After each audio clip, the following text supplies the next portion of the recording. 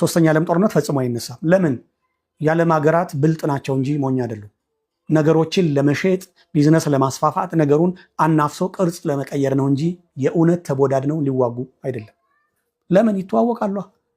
ከጀርባ እኮ አብዛኞቹ ሀገራትም ከጀርባ እኮ አንድ ላይ ነው የሚሰሩት።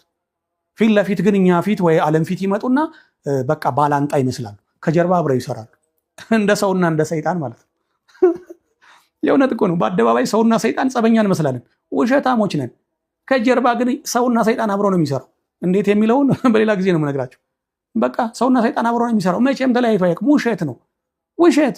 አንዳንዱ መጥቶ በሰይጣን ላይ አርበኛ መሆን ይፈልጋል። ውሸታም ነህ። ከጀርባ ከሰይጣን ጋር ነው ስዶለት የምትውለው የምታድረው። በቃ ሁላችን የሰው ልጅ እንደዛ።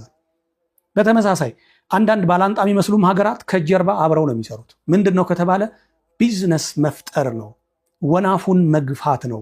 ከዛ አየሩ እሳቱን ያጋየዋል ነው።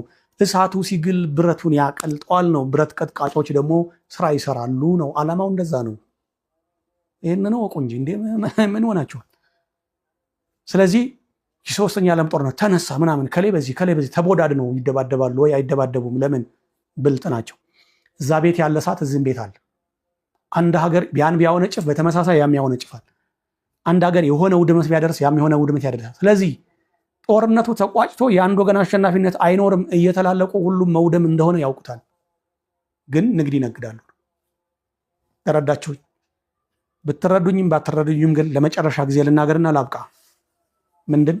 ሶስተኛው የዓለም ጦርነት የሚባል ነገር የለም። እየተጃጃልን 300 ዓመት ይቆጠራል ወይ 30 ዓመት ይቆጠራል። ሶስተኛ የዓለም ጦርነት የሚባል ነገር የለም። ግን አንዱ ላይ እየተኮሰ አንዱን እያስፈራራ አንዱ ላይ እየዘመተ ግን ሁሌም ሆዳምና ስግብግብ ሰዎች ወይም ከፍ አድርገን ስንገልጸው ሀገራት ብር ይሰራሉ። ሞኝና ጅል የሆነው ደግሞ ወሬና መሳሪያ እየገዛ ያልቃል ነው። ሚስጥሩ ይሄ ነው።